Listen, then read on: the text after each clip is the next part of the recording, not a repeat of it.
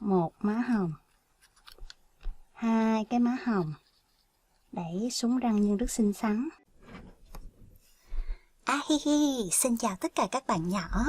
Vậy là chỉ còn vài hôm nữa thôi là chúng ta sẽ đón chào mùa lễ hội Halloween của năm 2020. Hôm nay thì chị Momo sẽ hướng dẫn cho các bạn làm một món đồ chơi có thể dùng trong ngày Halloween. Đó là một cái vỏ giấy để mình có thể là đựng những chiếc đũa như thế này trong buổi tiệc Halloween ha. Thì các bạn cùng làm với chị nha. Ở đây chỉ có một tấm giấy hình vuông, cạnh ở đây là 15 cm. Thì chị đang chọn ở đây là giấy hai màu. Nếu các bạn có hai màu thì chúng ta có thể dùng hai màu thì nó là đẹp nhất, nó sẽ cho ra cái màu sắc nó phong phú hơn. Còn nếu bạn nào không có giấy hai màu thì chúng ta sẽ tìm một tấm giấy có mặt ngoài là màu cam nha. Tại vì màu cam là cái màu hay sử dụng nhiều nhất trong mùa Halloween nha. Bây giờ các bạn quay lại mặt trong và mình sẽ gấp đôi tờ giấy này lại. Các bạn cố gắng mình sẽ khớp mép bên này và mép bên này lại với nhau. Sau đó là giữ và dùng tay vuốt ở giữa là chúng ta sẽ ra được một đường thẳng rất là sắc nét. Tương tự như vậy, mình cũng sẽ gấp mép hai bên này với nhau.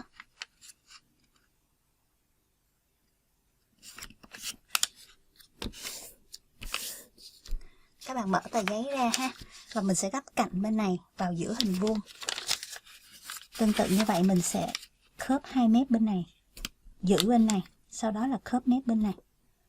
Thấy nó ok rồi thì mình sẽ vuốt ở giữa để cố định đường thẳng của mình. Tương tự như vậy, chúng ta cũng sẽ gấp mép bên này vào giữa luôn nha.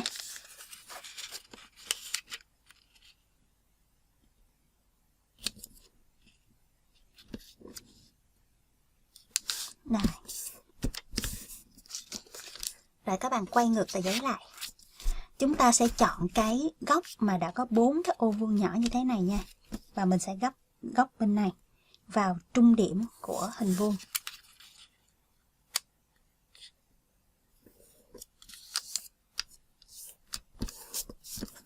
Các bạn mở tờ giấy này lại và chúng ta sẽ đưa hai cạnh này lên, gấp hai cạnh này vào.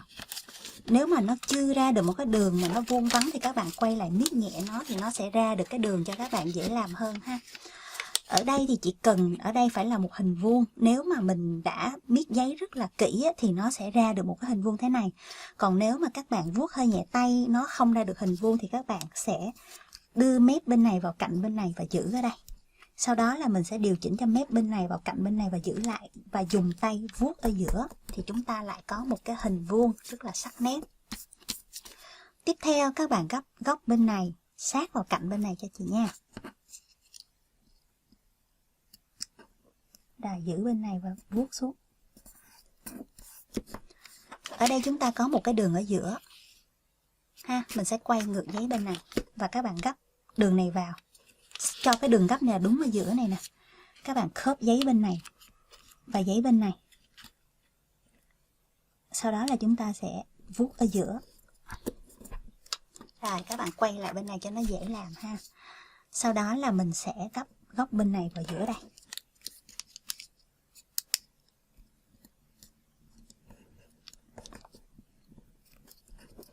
Rồi các bạn đẩy góc bên này về góc bên này cho chị nha. Và mình cố gắng giữ đây khéo khéo chút xíu để cho nó đừng có dịch chuyển. Nó dịch chuyển là tí xíu nữa là hình nó sẽ bị méo đó. Rồi, tới nước này là chúng ta lại tiếp tục gấp góc bên này lên đây.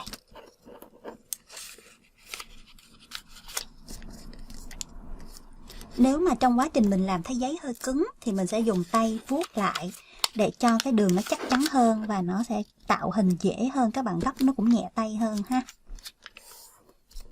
Khi nào mà nó hơi méo méo thì các bạn chỉnh lại không sao hết.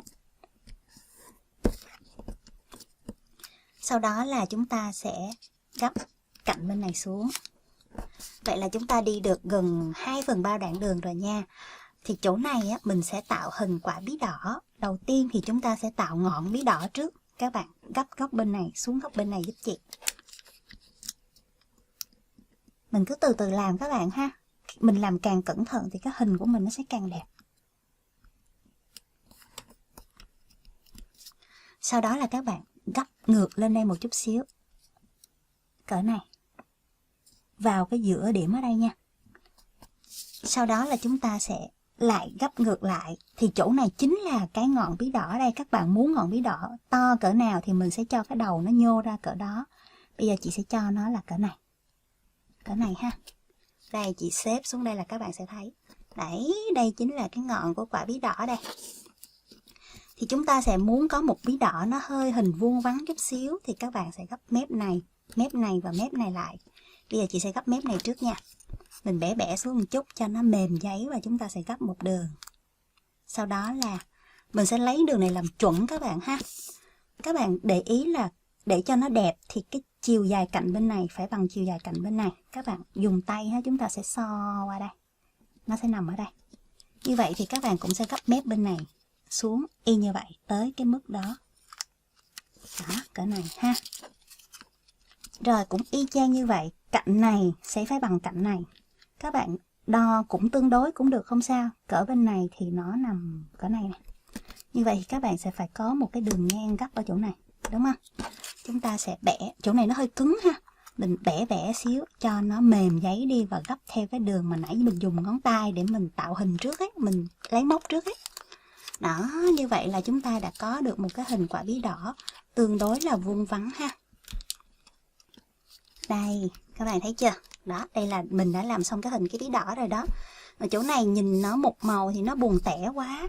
Thành ra là mình sẽ tạo màu cho nó bằng cách là xếp cạnh này xuống. Cạnh này thì chỗ này nó hơi khó chút xíu ha. Các bạn nhẹ tay. Mình sẽ xếp hết mí này luôn, giữ đầu này lại. Và chỗ này mình cũng sẽ sát mí bên này, giữ đầu này lại. Sau đó là mình sẽ dùng tay vuốt ở giữa xuống. Là nó sẽ ra được một đường thẳng. Nếu mà chưa được thì các bạn có thể là chỉnh lại một chút xíu cho nó sắc nét hơn. Đó, như vậy ha. Cũng y như vậy, mình cũng sẽ gấp cạnh này xuống. Góc bên này cũng sát mí luôn. Tuy nhiên là chỗ này mình sẽ không gấp trùng, vì gấp trùng nó không đẹp nữa. Mình sẽ tạo cái khoảng so len như thế này. Để mình cùng thấy là vừa có màu xanh vừa có màu cam.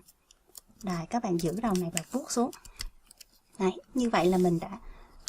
Đây, chỗ này mình vào, gấp vào.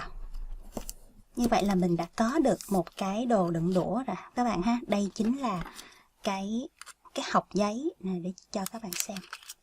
Đúng không? Đây là cái chỗ mà mình có thể cho đũa vào như thế này. Thì bây giờ quả bí đỏ mà không có mặt mũi thì rất là buồn. Cho nên là chị sẽ dùng bút để vẽ mặt cho bí đỏ. Các bạn có bút gì cũng được ha. Bút màu đen hay bút màu xanh đều được. Đầu tiên thì là ngay cái đường trung, ngay cái chính giữa đây nè. Mình sẽ vẽ một cái mũi. Mũi thì các bạn vẽ tam giác cũng được, vẽ hình vuông cũng được, thích gì vẽ đó. Tại sao mình vẽ cái mũi trước? Bởi vì cái mũi mình làm cái trung tâm của cái hình bí đỏ thì nó sẽ đẹp hơn. Và hai bên sẽ là hai con mắt. Cái chỗ nào mình vẽ con mắt á, thì nó cũng sẽ tầm ngang ngang với lại cái mũi như thế này.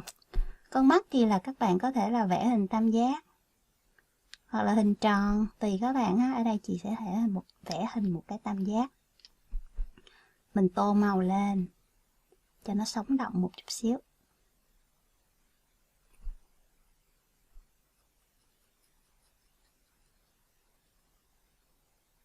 Đấy, tô màu lên. Sau đó là mình sẽ vẽ miệng cho bí đỏ. Bây giờ mình sẽ vẽ một cái miệng không đẹp cho bạn bí đỏ nha. Mình sẽ vẽ bạn ấy bị súng răng đi. Đấy, đây là cái miệng của bạn ấy. Một cái răng bị súng. Qua đây, hai cái răng bị súng. Và một cái miệng rất là rộng. Ở dưới cũng vậy, đây là cái miệng của bạn nha. Mình sẽ vẽ tới đây, mình cho bạn thêm một cái răng súng rất là to ở đây. Sau đó là mình sẽ nối đường này lại với nhau. Nè. Và bây giờ chúng ta sẽ tô màu đen cho cái miệng. Này. Thì để cho bạn bí đỏ này điệu đà một chút xíu, các bạn cũng có thể là vẽ thêm vài cọng lông mi cho bạn đấy.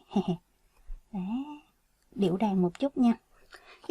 Chị có thể cho bạn thêm hai cái má hồng, một má hồng, hai cái má hồng.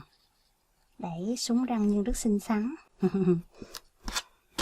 Như vậy là chúng ta đã vừa gấp xong một cái giấy để đựng đũa mình có thể dùng trong ngày Halloween. Thì các bạn thấy không? Rất là xinh xắn ha. Thì các bạn thử làm theo xem nào. Chị nghĩ là rất là đơn giản. Các bạn chắc bạn nào cũng sẽ thành công hết.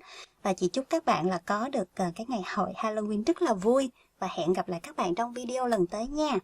Bye bye!